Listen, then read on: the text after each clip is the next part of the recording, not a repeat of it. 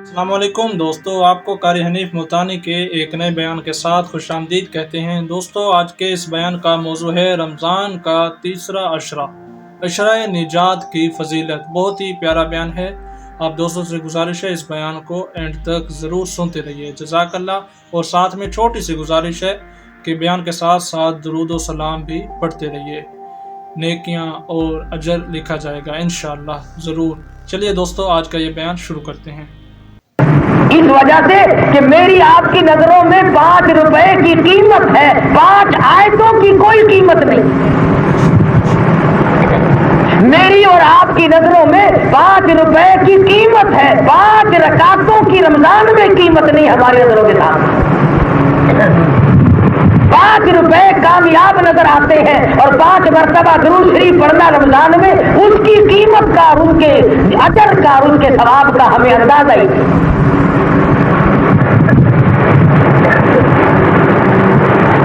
ہماری مثال تو ایسی ہے، سیدنا عیسیٰ علیہ السلام کے ساتھ ایک آدمی تھا، اکثر ساتھ رہا کرتا تھا۔ کئی سفر میں جانے لگے تو عیسیٰ علیہ السلام نے 3 روٹیاں پکوائی اور اس کے پلے باندھ دی اپنے خادم کے کہ راستے میں جہاں بھوک لگے گی تو کھا لیں گے۔ دیکھو، نبیوں کو بھوک لگتی ہے۔ زمین کے اوپر، آسمان کے نیچے انبیاء سے بڑھ کر، انبیاء سے اونچی شان والا، عظمت والا کوئی نہیں ہوا کرتا۔ 1 کروڑ ولیوں کو ملاؤ، نبی کی جوتی کے برابر نہیں ہو سکتے۔ 1 کروڑ ابدال اکٹھے کرو، 1 کروڑ غوث اکٹھے کرو، 1 کروڑ اوتار اکٹھے کرو اور اربوں خربوں نمازی اور حاجی اور غازیوں کو ملا دو، اللہ کے ایک نبی کے جوتی کے مقابلے میں نہیں آ سکتا۔ تمہیں کیا معلوم کہ نبی کون ہوتا ہے؟ خدا جس کے سر پہ تاج نبوت اڑا دیتا ہے وہ سارے جہان سے نرالا بن جاتا ہے، سارے جہان سے نرالا۔ پھر اس کے اندر اتنا حوصلہ آ جاتا ہے کہ آپ اور میں اس حوصلے پر یقین نہیں کر سکتے۔ اب سیدنا نوح علیہ السلام ہے یقین آج کہ ایک آدمی 950 برس تک مار کھائے، اور مار اس طرح کی نہیں کہ ایک پتھر کبھی لگا اور ایک روڑا کبھی لگا اور ایک کنکر کبھی لگی۔ تفسیریں اٹھاؤ قرآن کریم کی، علماء نے لکھا ہے اتنا پتھر برستا تھا کہ نوح علیہ السلام پیر سے لے کر سر تک پتھروں میں چھپ جایا کرتے تھے۔ اور اتنا عالی حوصلہ ہوتا ہے، پیغمبر اتنے پتھر کھانے کے بعد پھر بھی اپنے گھر میں تشریف لے جاتے ہیں اور جھولی پھیلا کر دعا کرتے، الہی میں نے تیرا پیغام پہنچایا اور لوگوں نے نہ مانا، اب میرا قصور ہے، میں پہنچانے کے قابل نہیں، میں جس طرح سے تیرا پہنچانے کا حق تھا نہیں پہنچا سکا، تو مجھے معاف کر دے۔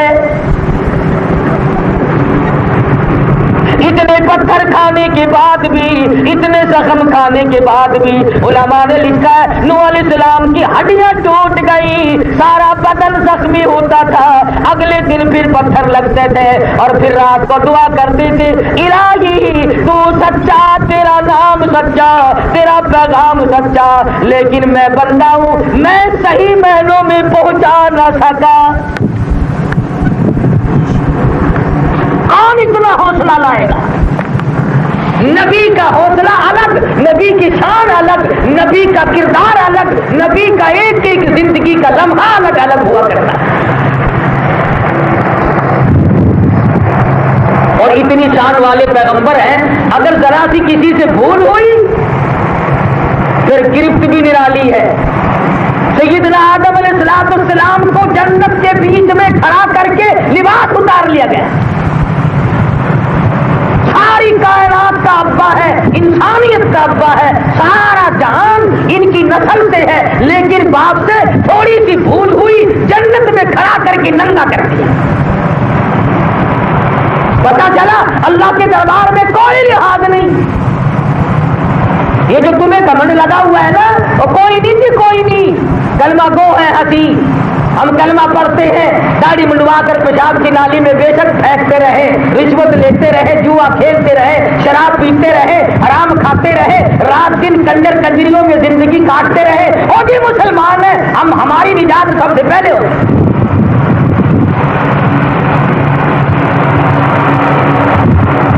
اگر اس طرح سے یہ لوگ چلتے تو ہم کیسے بنتا؟ خدا کی عدالت کا مجھے اور آپ کو اندازہ ہی نہیں۔ خدا کے رحم کو نبی سے زیادہ کوئی نہیں سمجھ سکتا، اور خدا کے قہر کو نبی سے زیادہ کوئی نہیں سمجھ سکتا۔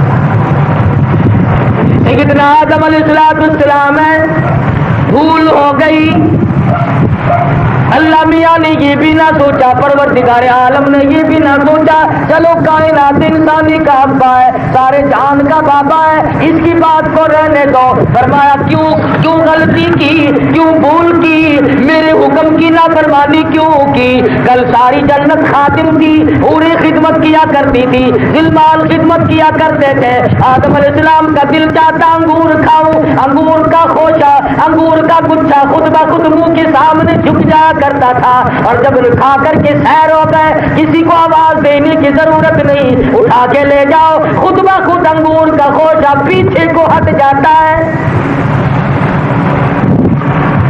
سونی چاندی کے محل سامنے ہے، زعفران کستوری کی بنے ہوئے محل ہے، دودھ کی نہریں بہ رہی ہیں، شہد کی نہریں بہ رہی ہیں، شرابن طہورا کی نہریں بہ رہی ہیں، آدم علیہ السلام موج کر رہے ہیں۔ اللہ پاک کی تھوڑی سی ناراضگی آئی، فرمایا اے آدم ٹھہر جا، لباس جنتی اتار۔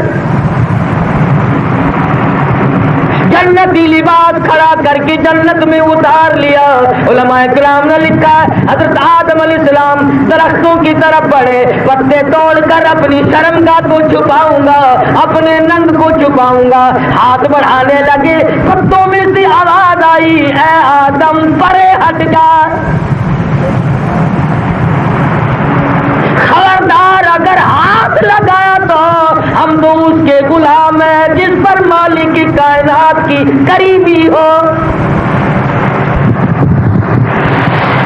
300 برس تک ایک سجدے میں سر رکھ کر کے سیدنا آدم علیہ السلام نے آنسو بہائے۔ جاؤ جبل رحمت پہ جا کے دیکھو، خدا کی قسم رکھ دی، اتنے آنسو خود بخود آج بھی بہنے لگتے ہیں، جگر پھٹتا ہے۔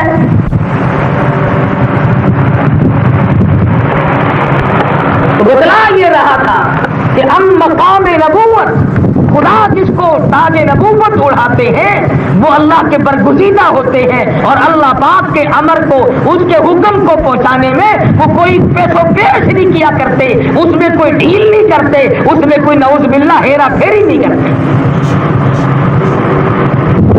ایک دن میں 70 نبیوں کی گردنیں کاٹ ماری، گردنیں کٹا دی، مگر اللہ کے حکم کو نہ پھیرا۔ یحییٰ علیہ السلام کا سر کاٹ کر دست میں رکھ دیا، زکریا علیہ السلام کو چیر کر ٹکڑے کر دیے، ابراہیم علیہ السلام کو چیخا میں پھینک دیا، یوسف علیہ السلام جیسے حسین و جمیل خوبصورت نبی کو کنویں میں دھکا دے دیا۔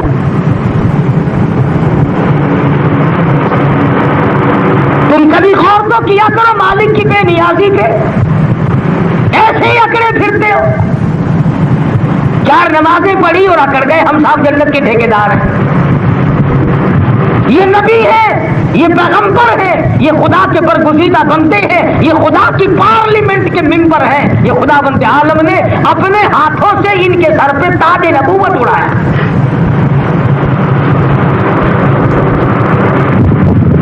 میری تیری کیا ہستی؟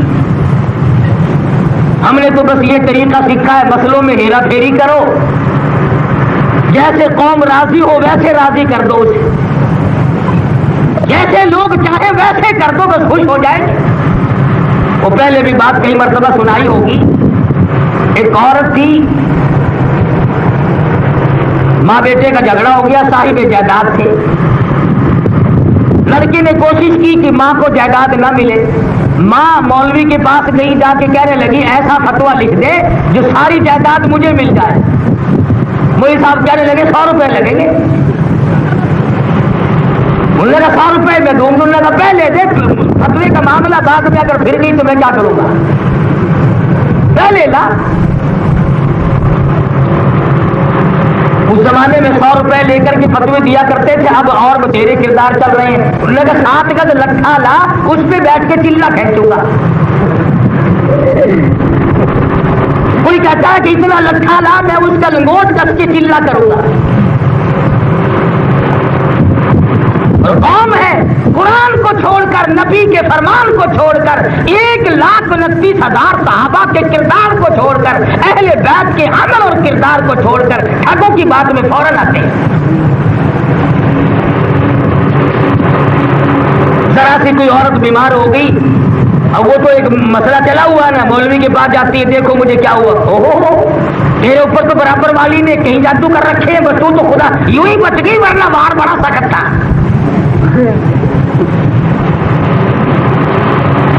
اس کا فوراً یقین جم جاتا ہے کہ مولوی صاحب سچ کہہ رہا ہے.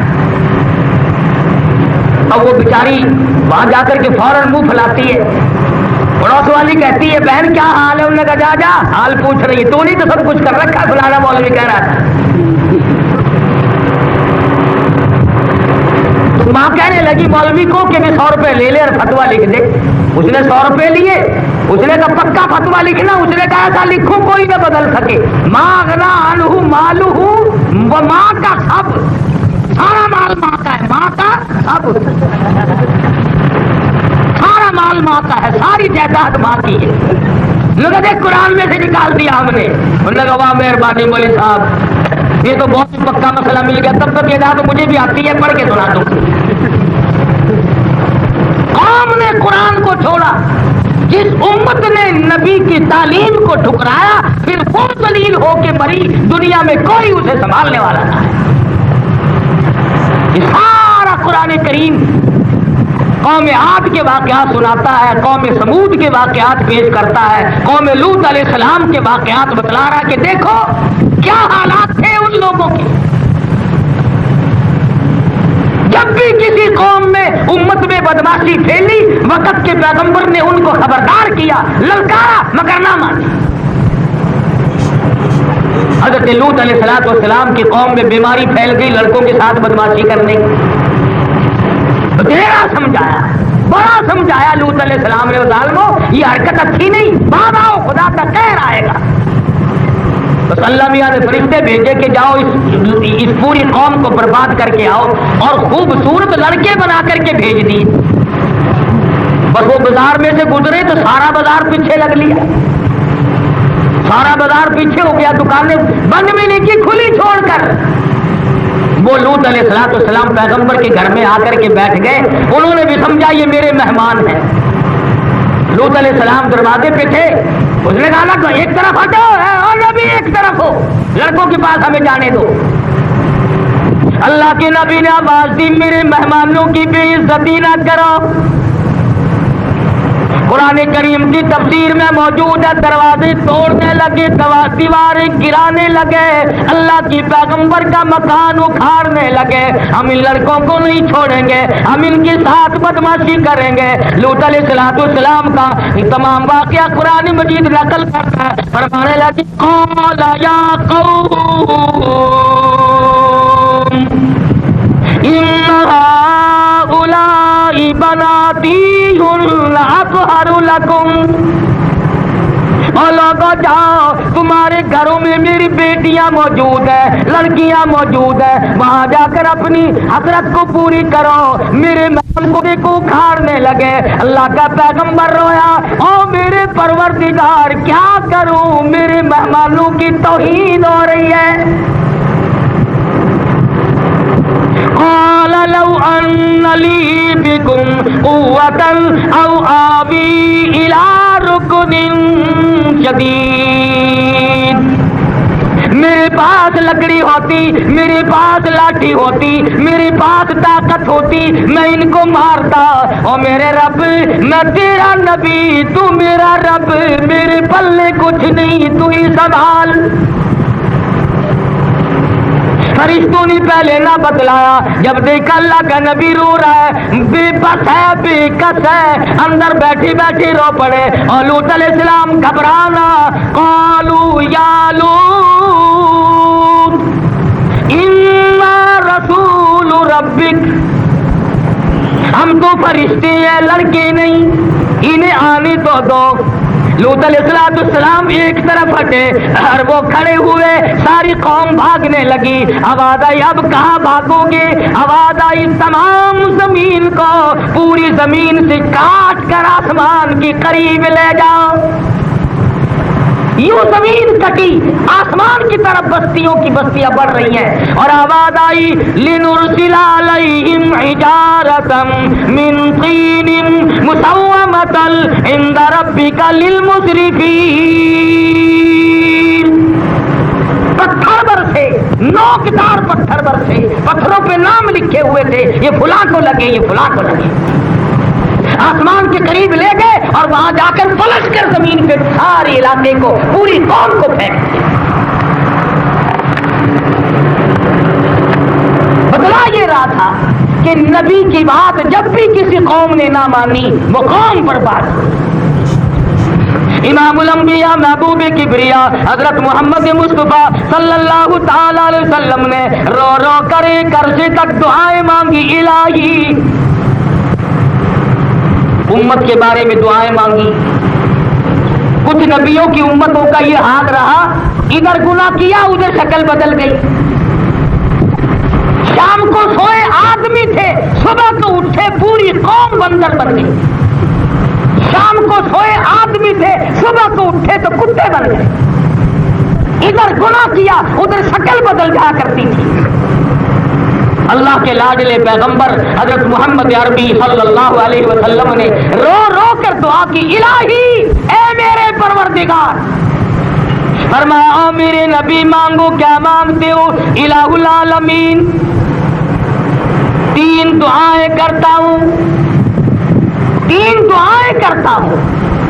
پہلی دعا تو میری یہ ہے کہ میری امت کی شکلیں نہ بدلیں۔ یہ آج گناہ کر کے جو آدمی کی شکل میں پھرتا ہے یہ صدقہ ہے محمد عربی صلی اللہ علیہ وسلم کا، یہ آقا عالم کی دعا کا صدقہ ہے، ورنہ خدا جانے اب تک ہم کبھی سے بھیڑیے کتے خنزیر بن گئے ہوتے۔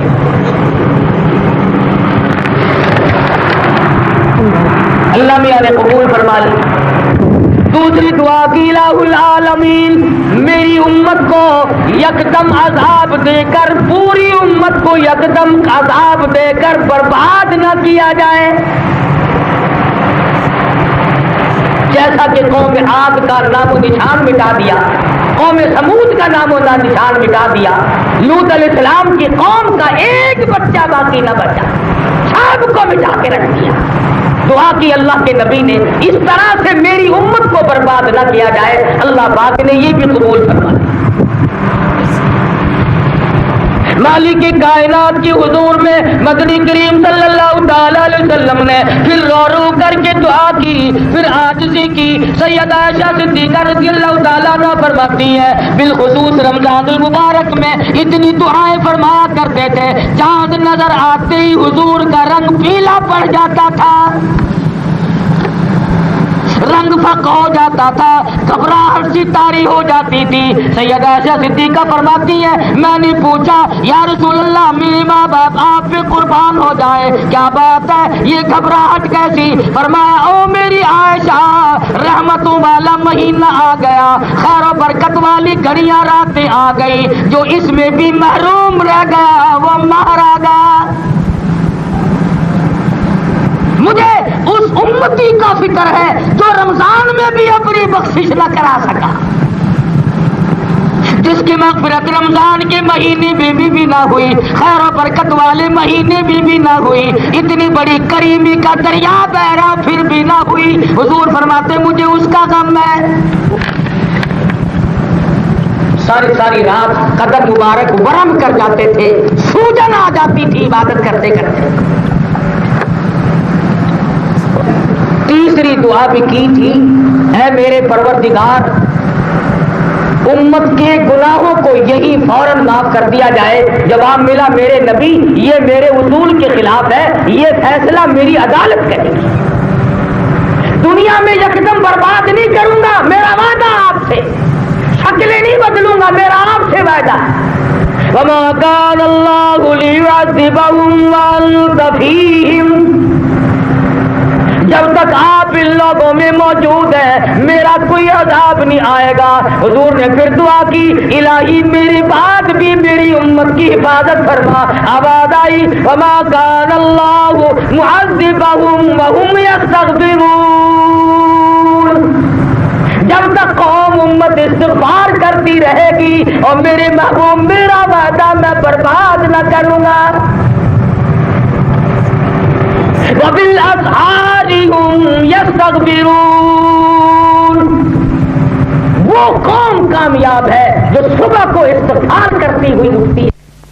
وہ قوم کامیاب ہے جو صبح کو استغفار کرتی ہوئی اٹھتی ہے, استغفار کرتے ہوئے سو جاتے ہیں, اللہ سے معافی مانگتے ہوئے سو گئے, اللہ سے معافی مانگتے ہوئے اٹھ گئے. آج چھوٹے بڑے امیر غریب حاکم و محکوم اللہ کا نام نصیب, گانا سنتے سو گئے, گیت گاتے اٹھ گئے. اور پھر مجھے بھی اور آپ کو بھی سب کو شکوا ہے کہ خیر نہیں, برکتیں اٹھ گئی. ارے اٹھ کہاں گئی, ہم نے دھکا دے کر برکتوں کو نکال دیا, ہم نے رحمت کو گھر سے نکال دیا, خیر ہم نے نہ چاہا.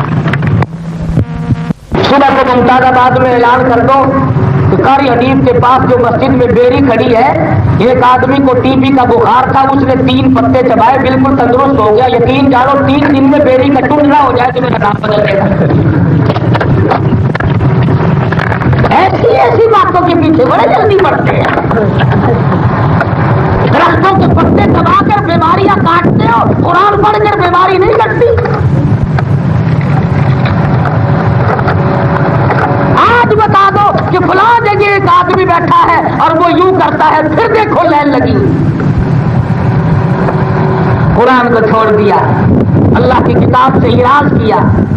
یہ تو خدا بند کریم کا کرم ہے. انگریز نے قرآن کو مٹانا چاہا مگر وہ بھی نہ مٹا سکا.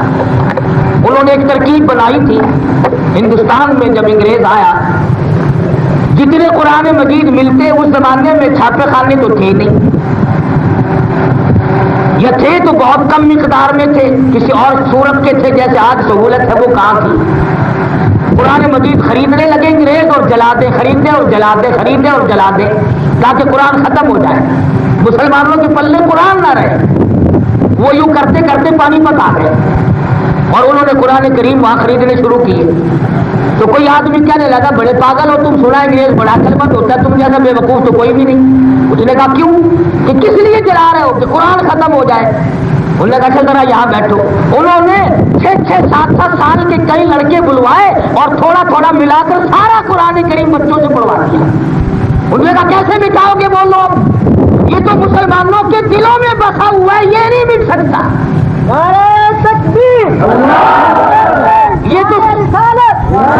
یہ تو سینہ بسینہ چل رہا ہے, اس کو مٹانے والے مٹ گئے, یہ کبھی نہیں مٹے گا. تو انگریز نے ہتھیار ڈال دیے اور کہا بالکل ٹھیک ہے, اللہ کی کتاب قرآن کریم ہے, اسے کوئی نہیں مٹا سکتا. دلی میں انگریز جب آیا تو انہوں نے مناظرے کیے علماء سے. وہاں سے وہ پادری لاتے تھے اور وہ مقابلہ کیا کرتے تھے علماء سے. تو ایک دن پادری کہنے لگا مولوی کو کہ بھئی میں اور آپ باتیں کرتے رہتے ہیں, لوگ ان پڑھ ہیں, علم ہے نہیں, فیصلہ نہیں ہوتا. کل ایسا کرو آپ اپنا قرآن کریم لائیں, میں اپنی انجیل لاؤں گا اور یہاں دلی کے چاندنی چوک میں آگ جلائیں گے, میں انجیل اس میں پھینکوں گا, آپ قرآن مجید اس میں ڈالنا. جس کی کتاب جل جائے گی وہ جھوٹا, جس کی باقی رہ جائے وہ سچا. بات طے ہو گئی. شاہ عبد العزیز دہلوی رحمۃ اللہ علیہ کو پتا چلا کہ بھئی یہ بات طے ہو گئی. فرمایا تم نہ جانا, مجھے لے کے چلنا. شاہ عبد العزیز دہلوی رحمۃ اللہ علیہ کو ساتھ لے کر آئے. انگریز کہنے لگا مولانا اپنا قرآن لاؤ. اس نے کہا کیا کرے گا, اس آگ میں ڈال لیں گے, میں انجیل ڈالوں گا, آپ اپنا قرآن ڈالیں. وہ انجیل کو کوئی ایسا مسالہ چپکا کے لایا تھا جس کو آگ نہ جلائے. انگریز کے پاس اور ہے کیا؟ مسالہ ہی مسالہ ہے نا سارا. انگریز نے مسالے ہی لگائے. یہ دیکھو نا ہمارے نوجوانوں کی شکلوں کو مسالے لگا دیے, عورتوں کی شکل کو مسالے لگا دیے. آج کل بازار میں جا کے دیکھو کپڑے کی خریداری اتنی نہیں, اور اتنا زیور زور سب ختم ہو گئے, سارا زور سرخی پاؤڈر پہ لگا ہوا. یہ مسالہ ہی ہے نا سرخی پاؤڈر, اور کیا ہے یہ؟ پورے پاکستان کی عورتیں انگریز کے بنائے ہوئے مسالے کے پیچھے لگ رہی. تو وہ انگریز انجیل کو مسالہ لپیٹ کے لایا تھا. حضرت شاہ صاحب بڑے سمجھدار سے فرمایا, بھائی انجیل بھی اللہ کی کتاب ہے, اس نے کیا خطا کی؟ اور قرآن کریم بھی اللہ کی کتاب ہے, اس نے کیا خطا کی؟ فیصلہ یہ ہے, یہ دلی کی مخلوقات کھڑی ہے لاکھوں آدمیوں کے سامنے, میں کلمہ پڑھتا ہوا چھلانگ لگاتا ہوں اور تو اپنی انجیل پڑھتا ہوا چھلانگ لگا اس آگ میں, جو جل جائے وہ جھوٹا, جو باقی رہ جائے وہ سچا. آؤ یہ فیصلہ. اب وہ اپنے بدن کو تو مسالہ لپیٹ کے آیا نہیں تھا. کہنے لگا میں تو ایسا نہیں کرتا. ان نے کہا جا کر. انگریز نے اس طرح کے مسالے لوگوں کو دیے. ہمارے پاکستان میں کچھ بے علم لوگوں نے, ان پڑھ لوگوں نے, کسی نے پیری کا روپ دھارا, کسی نے مولوی کا روپ دھارا, انہوں نے دین کو مسالے لگا دیے. امام الانبیاء محبوب کبریا حضرت محمد مصطفیٰ صلی اللہ علیہ وسلم نے فرمایا, جس نے مجھ پر الزام باندھا, میرا فرمان نہیں, میری طرف نسبت کیا کہ فلاں فرمان حضور کا ہے, فرمایا فَلْيَتَبَوَّأْ مَقْعَدَهُ مِنَ النَّارِ, اس نے اپنا ٹھکانہ جہنم میں بنا لیا. حضور اکرم صلی اللہ علیہ وسلم کی سنتوں کو چھوڑ دیا, بدعت کے پیچھے لگ گئے. مدنی کریم صلی اللہ تعالی علیہ وسلم کے صحابہ نے خیرات بھی کی, صدقے بھی کی ہے, فطرانی بھی دی ہے, زکوٰۃ بھی ادا کی, روزے بھی رکھے, نمازیں بھی پڑھی, قرآن مجید بھی رات دن پڑھا, مگر کسی قسم کا صحابہ کرام کی زندگی میں بدعت کا بیج نہ آیا.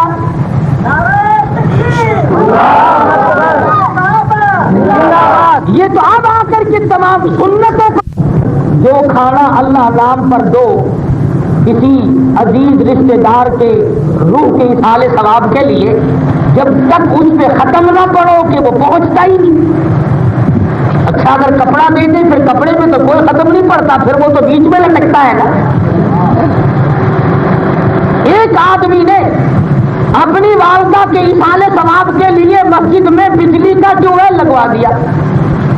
اب مسئلہ تو یہ ہے کہ جب تک وہ ٹیوب ویل پانی دے گا, لوگ وضو کریں گے, ادھر تو سجدہ کرے گا, ادھر اس کی ماں کی قبر ٹھنڈی ہوگی. مگر اس ٹیوب ویل پہ تو فاتحہ کبھی کسی نے نہیں پڑھی, اس پہ تو ختم کبھی کسی نے نہیں دیا. اسی طرح اگر کسی نے اصالے ثواب اپنے والد کے لیے, بیوی کے لیے مسجد کی دیوار بنا دی, چھت ڈلوا دی, فرش بنوا دیا, کوئی چیز بھی اس طرح سے صدقہ خیرات کیا, کنواں بنوا دیا, سرائے بنوا دی, تو کبھی کسی نے ختم نہیں پڑا, تو پہنچے گا کیسے؟ اور ملا بڑا ڈنگی ہوتا ہے, 40ویں دن آتا ہے کہ آج روح نکالنے آیا ہوں میں, تو اس دن اسرائیل ٹھیلا خالی لے گیا. بڑے میاں کی روح تو آج نکل رہی ہے, اس دن فرشتہ کیا کرنے آیا تھا؟ اور اگر روح آج تک تھی تو اسے قبر میں کیوں پہنچایا؟ یوں کہ یہ کونے میں چپکی رہا ہے, کونے میں کیا ایک لگی ہوئی ہے تیرے کونے میں جو چپک گئی روح. یوں کہ دروازے پہ کسی بچے کو نہ کھڑا ہونے دینا, روح کی چکر نہ بچ جاتے.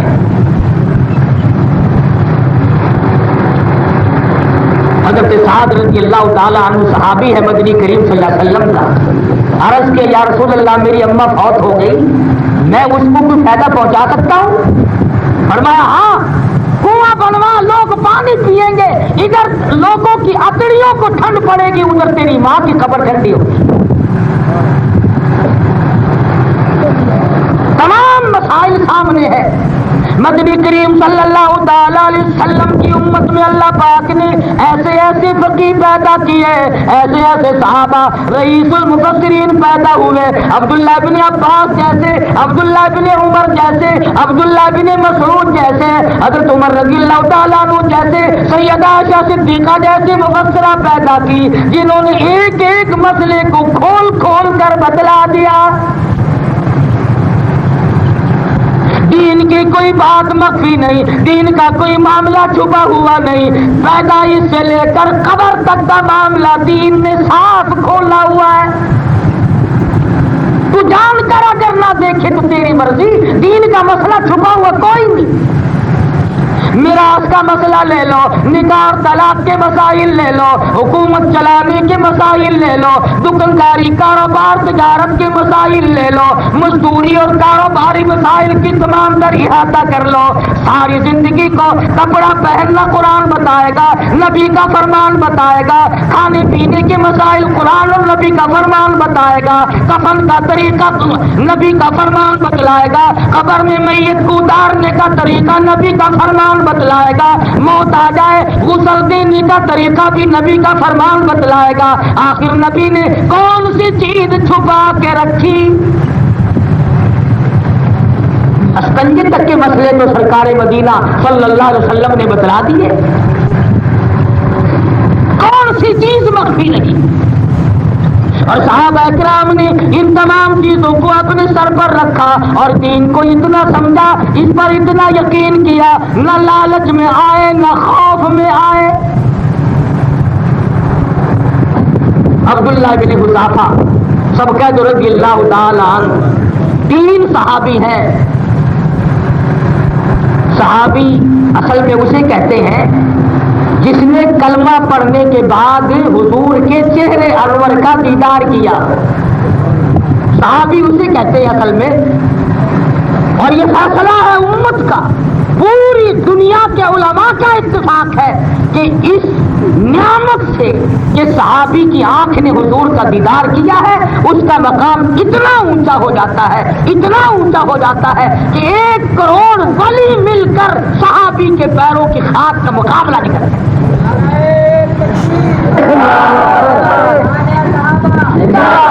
اس لیے کہ اس کو وہ جو نعمت ملی مدنی کریم صلی اللہ علیہ وسلم کے دیدار کرنے کی، کلمہ پڑھنے کے بعد ایمان ملا اور دیدار ملا، اس کا مقابلہ کوئی نہیں کر سکتا۔ قرآن کریم میں ہے وَالْعَادِيَاتِ ضَبْحًا فَالْمُورِيَاتِ قَدْحًا، قسم ہے ان گھوڑوں کی، قسم ہے ان گھوڑوں کی جن پہ میرے نبی کے غلام سوار ہو کر جہاد کرتے ہیں، قسم ہے گھوڑوں کے پیروں کی، قسم ہے گھوڑوں کے پیروں سے اڑی ہوئی خاک کی، قسم ہے صحابہ کے گھوڑوں کے پیروں سے اڑی ہوئی خاک جو گھوڑے کے نتنے میں جا کے بیٹھ گئی، میل کچیل کی شکل اختیار کر گئی۔ فرمایا اللہ پاک کہتے ہیں مجھے اپنے محبوب کے دیوانوں کے گھوڑوں کے میل کچیل کی قسم۔ کیا سمجھو صحابہ کتنے اونچے مقام کے باقی ہیں۔ ترجمہ تو دیکھا کرو قرآن کریم کا، کبھی تو قرآن مجید دیکھ لیا کرو۔ عبداللہ بن حذافہ رضی اللہ تعالیٰ عنہ 3 دیوانے ہیں، 3 پروانے ہیں، میدان جنگ میں لڑائی کر رہے ہیں، لڑ رہے ہیں، عیسائی فوج نے دھوکہ دے کر صحابہ کو گرفتار کر لیا۔ 3 صحابی گرفتار ہو گئے، پکڑ کر اپنے بادشاہ کے یہاں لے گئے، بادشاہ کے یہاں جا کر کے پیش کر دیے۔ اس نے پہلی مار وہی ماری جو کافر ہمیشہ مارا کرتا ہے۔ کافر گولی نہیں مارا کرتا مسلمان کو، آسانی سی بات، گولی تو بعد کو مارتا ہے، وہ پہلے اور ٹھنڈی گولی مارتا ہے۔ عیسائی بادشاہ کہنے لگا اگر تم اپنا نبی کا عطا کردہ دین ترک کر دو، کلمہ ترک کر دو، اسلام چھوڑ دو، میں اپنی شہزادیوں سے تمہاری شادیاں کر دوں گا۔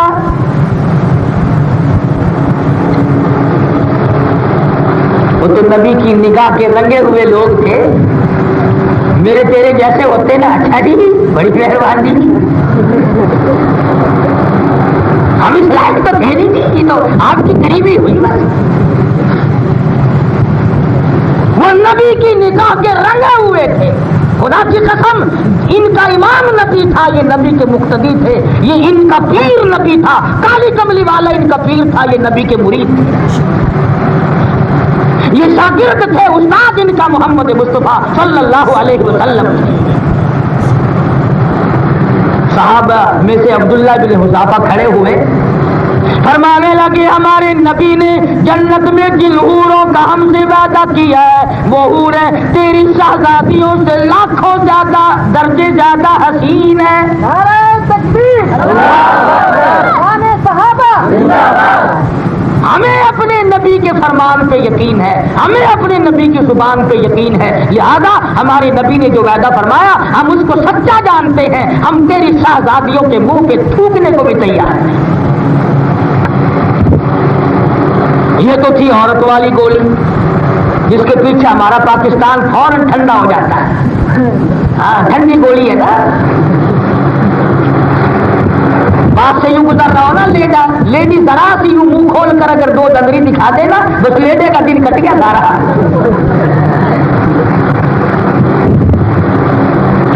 کیا زندگی ہے، کیا ہم لوگوں کے ضمیر ہے۔ نبی کے صحابہ نے ٹھکرا دی یہ پیشکش۔ اب دوسرا لالچ آیا، عیسائی بادشاہ کہنے لگا چلو اگر تمہیں عورتوں کی ضرورت نہیں میں تمہیں اپنی آدھی بادشاہت کا مالک بناتا ہوں، کلمہ انکار کرو، دین ترک کر دو، کلمہ چھوڑ دو، آدھی بادشاہت تمہاری لکھوا لو، میں تمہیں مالک بنا دیتا ہوں۔ وہاں بھی اگر ہم جیسا کوئی ہوتا نا، اچھا جی جناب کی بڑی بڑی مہربانی، ماشاءاللہ بڑے سخی ہیں آپ۔ صحابہ کرام نے اس پیشکش کو بھی ٹھکرا دیا، فرمایا محمد عربی صلی اللہ علیہ وسلم نے جس جنت کا ہم سے وعدہ فرمایا وہ تیری پوری بادشاہت سے 100 گنا زیادہ بڑی ہوگی۔ تیری بادشاہت میں اینٹ اور پتھر کے مکان ہے، اللہ کے نبی نے جس جنت کا ہم سے وعدہ کیا اس میں سونے چاندی کی اینٹوں کے مکان ہیں، تیرے محلوں میں گارا لگا ہوا ہے، جنت کے محلات میں کستوری اور مشک عنبر لگا ہوا ہے۔ نظر مانتے نہیں، نظر نہیں توبہ کلمے کا انکار کیسے کریں؟ ہمیں کلمہ کوئی مفت میں ملا، ہم نے تو کلمے کی قیمت چکائی ہے، ہمارے چمڑے ادھیڑ دیے گئے کلمہ پڑھنے کی وجہ سے، ہم نے مار کھائی ہے، کلمہ نہیں چھوڑا۔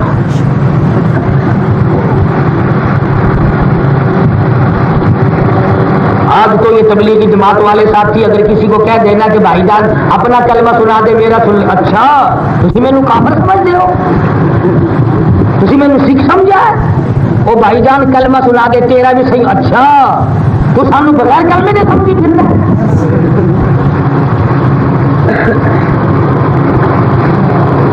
دونوں راستے دکھائے بادشاہ نے، عیسائی نے، عورتوں والا بھی اور ملک کا مالک بنانے والا بھی، بادشاہت والا بھی، صحابہ نے دونوں ٹھکرا دیے۔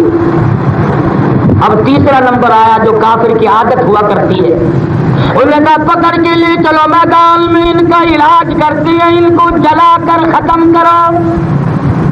پتا ہے جان کتنی عزیز ہے، ہاں اگر کوئی یہ کہہ دے نا سیدھا تجھے گولی ماروں گا، پھر پتہ چلتا ہے کہ سیدھا کس طرح ہوا جاتا ہے۔ نبی کریم صلی اللہ تعالی علیہ وسلم کے دیوانوں کو پکڑ کر میدان میں لائے اور تانبے کی دیگ آگ پہ چڑھا دی، آگ جلی، دیگ سرخ ہو گئی، گرم ہو گئی، ایک دیوانے کو پکڑ کر دیگ میں پھینک دیا، کھال جل گئی، گوشت جل گیا، ہڈیاں جل کر راکھ ہو گئی، مگر صحابہ کہتے ہیں جب تک دم میں دم رہا دیگ میں سے برابر کلمے کی آواز آتی رہی۔ ایک کو شہید کر دیا جلا کر، اب دو جو تھے باہر کے ان کو تو کب کبھی چڑھ جانی چاہیے تھی نا کہ مجھے بھی نمبر لگ گیا، اب میرا نمبر بھی آ گیا، بس اب تیاری ہے، روتے دھوتے خدا جانے کیا کیا کرتے، ہاتھ پھیلاتے، جھولی پھیلاتے، دعائیں مانگتے. یوں آتا ہے کتابوں میں نبی کے دیوانے ایک دوسرے کو کہنے لگے مبارک ہو مبارک ہو. وہ جو دو پیچھے ہے زندہ ہے نا ابھی، ایک دوسرے کی طرف دیکھ کر ہنس رہے ہیں، مسکرا رہے ہیں اور کہنے لگے مبارک ہو مبارک ہو. کافر نے پوچھا کاہے کی مبارک؟ شادی ہو رہی ہے، کاہے کی مبارک؟ صحابہ کہنے لگے شہادت کی نیت سے گھر سے نکلے تھے، شہادت کی نیت سے گھر سے نکلے تھے، میدان جہاد میں موقع نہ بنا، اللہ پاک نے یہاں بندوبست کر دیا، شہادت کا موقع فراہم کر دیا. صحابہ ایک دوسرے کو کہنے لگے اب گھبرانا نہیں، انشاءاللہ کل حوض کوثر پہ ملاقات ہوگی.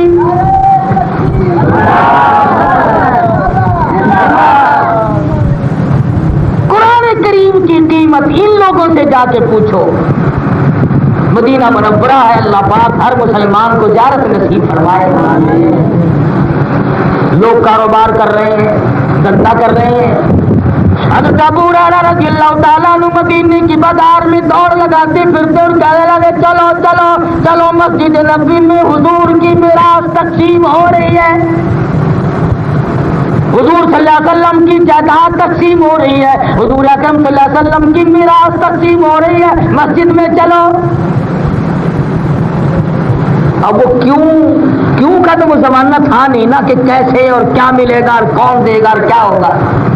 سارے صحابہ اپنا دھندا چھوڑ کر حضور کی مسجد میں آ گئے. اللہ تعالیٰ سرکار مدینہ صلی اللہ علیہ وسلم کی مسجد کی نماز ہر مسلمان کو نصیب فرمائے. سارے صحابہ آ گئے، وہاں آ کے دیکھا کچھ صحابہ قرآن کریم پڑھ رہے ہیں، کچھ سن رہے ہیں. ابو ہریرہ کو بلا کے کہنے لگے او بھلے آدمی تو کہتا تھا کہ وہاں تو کچھ بٹ رہا ہے، یہاں تو کچھ بھی نہیں. لگا ہے نظر تو آتا نہیں، دانا نہیں، غلہ نہیں، کپڑا نہیں، سونا نہیں، چاندی نہیں، پیسہ نہیں، ٹکا نہیں، حضور کی جائیداد زیادہ تقسیم ہو رہی ہے. انہوں نے کہا یہ جائیداد میری تیری ہے. یہ جو قرآن کریم صحابہ کی طرف اشارہ کیا ابو ہریرہ نے، فرمانے لگے یہ جو پڑھ رہے ہیں اسے یاد کر لو، رب ذوالجلال کی قسم شہنشاہ کائنات کی یہی جائیداد ہے، یہی ورثہ ہے، یہی ترکہ ہے، یہی وہ چیز ہے جو کامیاب کرے گی. اور یہی وجہ تھی کہ صحابہ کرام کوشش کرتے تھے کہ جب موت آئے تو قرآن کریم کی تلاوت کرتے ہوئے موت آئے. ابھی اس بات میں آقا فرمایا مدنی کریم صلی اللہ علیہ وسلم نے کچھ آدمی میدان حشر میں اٹھیں گے، ان کے منہ سے کستوری کی خوشبو آ رہی ہوگی.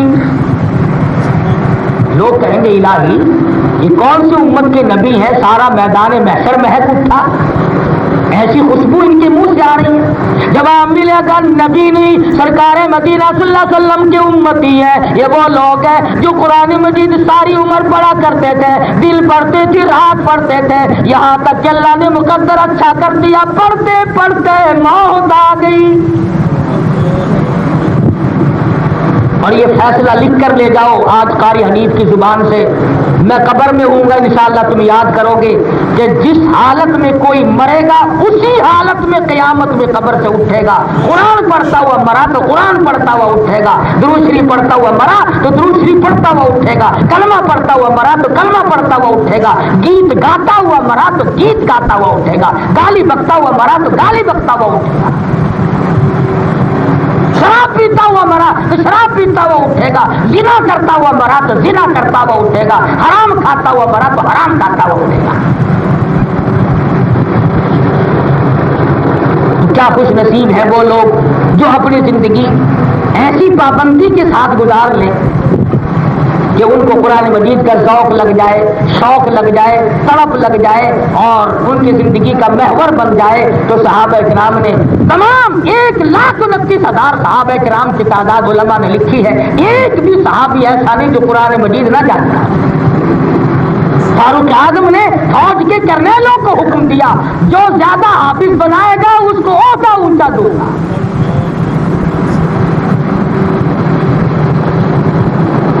हजारों मस्जिदें फारूक आजम ने जामिया मस्जिदें बनाई और 16,000 के करीब मस्जिदें छोटी बनाई इधर उधर इलाकों में, और हर जगह तरावियों में कुरान मजीद फारूक आजम ने पढ़वाया और लोगों को सुनवाया।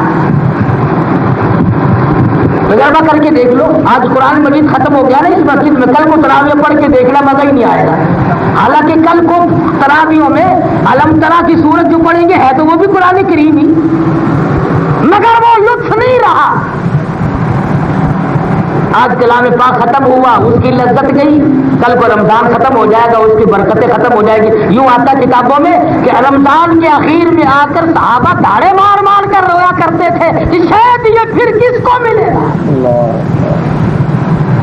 फिर किसको नसीब होगा और किसको नहीं। तो ये 4 दिन बाकी है, कमाई कर लो, लूट लो, दामन भर लो, झोली भर लो, जो कर सकते हो वो कर गुजरो। खुदा जाने पूरा साल बाकी है, कौन बाकी रहेगा और कौन नहीं। तो अल्लाह पाक मुझे और आपको अमल की तौफीक अता फरमाए और रमजान अल मुबारक की खैर और बरकतों से हम सबको नवाजे। अल्लाह पाक से दुआ कर लो, दूसरी पढ़ के बिस्मिल्लाहिर्रहमानिर्रहीम, अल्लाहुम्मा सल्ली अला मुहम्मद। दोस्तों, ये था कारी हनीफ मुल्तानी का प्यारा सा बयान जो आपने सुना। आखिर में बहुत ही छोटी सी मुख्तसर सी प्यारी सी बात, मलकुल मौत अलैहिस्सलाम बारगाह रिसालत में हज़रत मोहम्मद मुस्तफ़ा सल्लल्लाहु ताला अलैहि वसल्लम हमारे नबी, उनकी मौत का, उनका इस दुनिया से जाने का जो वक्त था उसके बारे में ये कुछ बातें हैं, बहुत प्यारी हैं। हज़रत सैयदना इमाम ज़ैनुल आबिदीन अली बिन हुसैन फरमाते हैं, मैंने अपने वालिद हज़रत सैयदना इमाम हुसैन रज़ी अल्लाह ताला अन्हो से सुना, हजूर नबी करीम सल्लल्लाहु ताला अलैहि वसल्लम के विसाल के रोज़ जिब्राईल अमीन अलैहिस्सलाम ने हुजूर की खिदमत में हाजिर होकर अर्ज़ की, आप कैसा महसूस कर रहे हैं? इरशाद फरमाया, ए जिब्राईल, मैं बेचैनी में हूँ। इतने में मलकुल मौत अलैहिस्सलाम, मलकुल मौत यानी कि मौत के फरिश्ते, अंदर आने की इजाज़त तलब की। मौत के फरिश्तों ने हुजूर के अंदर रूम में दाखिल होने के लिए इजाज़त तलब की। तो जिब्राईल अलैहिस्सलाम ने अर्ज़ की, या रसूलल्लाह, ये मलकुल मौत हैं, मौत के फरिश्ते हैं और आपसे इजाज़त के तलबगार हैं। सुभान अल्लाह। देखिए हुजूर की शान कि मौत का फरिश्ता, वो आज तक उसने कभी किसी से नहीं पूछा कि तेरा अंदर आऊँ, मैं रूह कब्ज़ करूँ या ना करूँ, लेकिन हुजूर की ये शान है कि मलकुल मौत भी दरवाज़े के बाहर खड़े होकर पहले जिब्राईल अलैहिस्सलाम आए और उन्होंने पूछा कि अगर उनको इजाज़त दें तो वो आए। सुभान अल्लाह, ये शान है हमारे आका की। उन्होंने आपसे पहले, जिब्राईल अलैहिस्सलाम हुजूर से फरमा रहे थे कि हुजूर, आपसे पहले ना कभी किसी से इन फरिश्तों ने यानी मलकुल मौत ने ना कभी इजाज़त मांगी और ना ही आपके बाद किसी से मांगेंगे। आप सल्लल्लाहु अलैहि वसल्लम ने इरशाद फरमाया, उन्हें इजाज़त है यानी अंदर आने दो।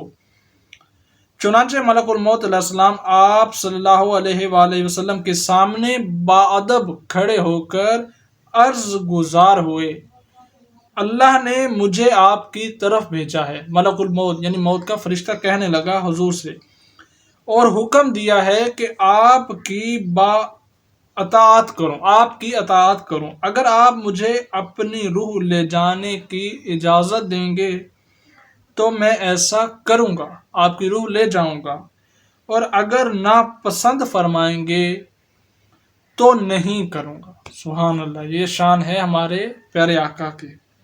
आप सल्लल्लाहु अलैहि वसल्लम ने इरशाद फरमाया, मलकुल मौत, तुम ऐसा ही करोगे? अर्ज की, जी हाँ, मुझे यही हुक्म दिया गया है। हज़रत सैयदना जिब्राईल अलैहिस्सलाम ने अर्ज की, या रसूलल्लाह, अल्लाह आपकी मुलाकात का मुश्ताक है। मुश्ताक का मतलब शौक रखता है, अल्लाह आपसे मुलाकात का शौक रखता है। محبوب رب العالمین صلی اللہ تعالیٰ علیہ وآلہ وسلم نے ارشاد فرمایا، اے ملک الموت، اللہ نے تجھے جس چیز کا حکم دیا ہے تم وہ کر لو۔ اللہ اکبر، سبحان اللہ۔ دوستو یہ تھا آج قاری حنیف ملتانی کا پیارا سا بیان، اور یہ ایک چھوٹی سی مختصر سی بات۔ امید ہے آپ دوستوں کو پسند آیا ہوگا بیان بھی اور یہ بات بھی۔ آخر میں آپ سے گزارش ہے، چینل پر آئے ہیں تو چینل کو ضرور سبسکرائب کر دیں۔ جزاک اللہ۔ ہم اسی طرح بار بار قاری حنیف ملتانی کے بیانات کے ساتھ ملتے رہیں گے انشاءاللہ۔ اللہ حافظ۔